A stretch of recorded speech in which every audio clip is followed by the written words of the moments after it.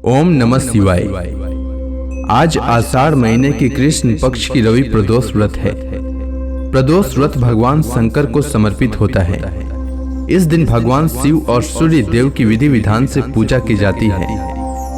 रविवार का दिन भगवान सूर्य नारायण को समर्पित होता है। कहते हैं इस दिन व्रत पूजन करने से सूर्य देव की असीम कृपा प्राप्त होती है। माना जाता है कि इस दिन रवि प्रदोष व्रत की कथा पढ़ने या सुनने से मनोवांछित फल की प्राप्ति होती है। तो आइए सुनते हैं रवि प्रदोष व्रत कथा। प्राचीन समय की बात है।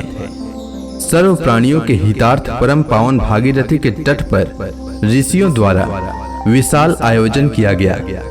इस सभा में व्यास जी के परम शिष्य पुराण वेता सूत जी महाराज हरि कीर्तन करते हुए पधारे।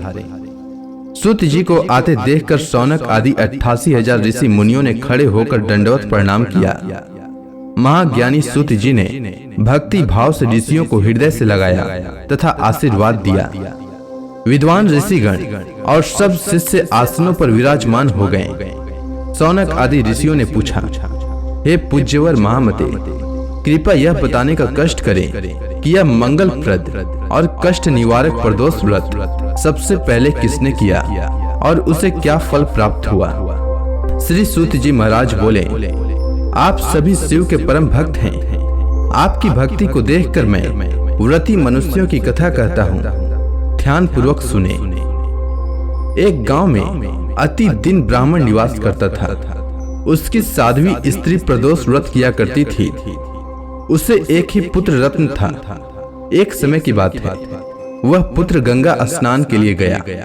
दुर्भाग्यवश मार्ग में चोरों ने उसे घेर लिया और वे कहने लगे कि हम तुम्हें मारेंगे नहीं, तुम अपने पिता के गुप्त धन के बारे में हमें बतला दो। बालक दीन भाव से कहने लगा कि बंधुओं, हम अत्यंत दुखी दीन हैं, हमारे पास धन कहाँ है। तब चोरों ने कहा कि तेरे इस पोटली में क्या बंधा है।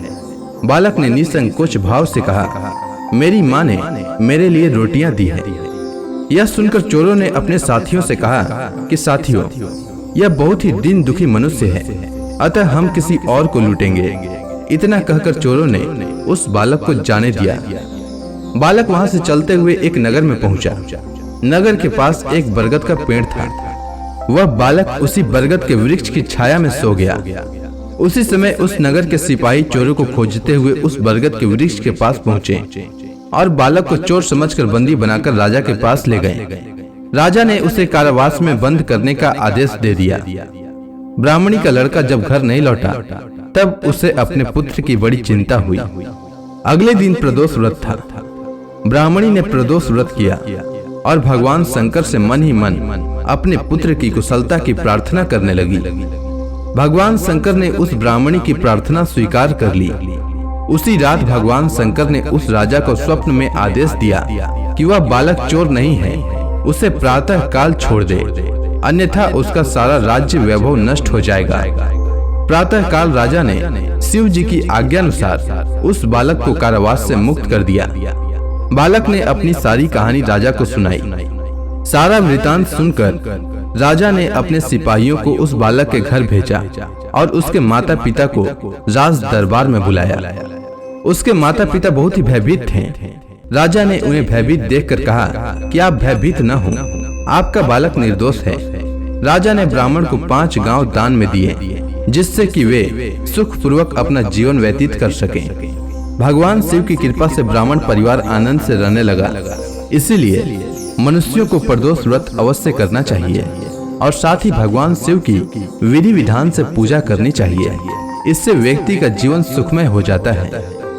उम्मीद है आपको रवि प्रदोष व्रत की कथा अच्छी लगी होगी। अगर आपको यह कथा अच्छी लगी हो तो कमेंट सेक्शन में ओम नमः शिवाय लिखना न भूलें और साथ ही आज के दिन ओम नमः शिवाय मंत्र का कम से कम 108 बार जाप करें। इससे भगवान शिव की कृपा सदैव बनी रहती है। धन्यवाद।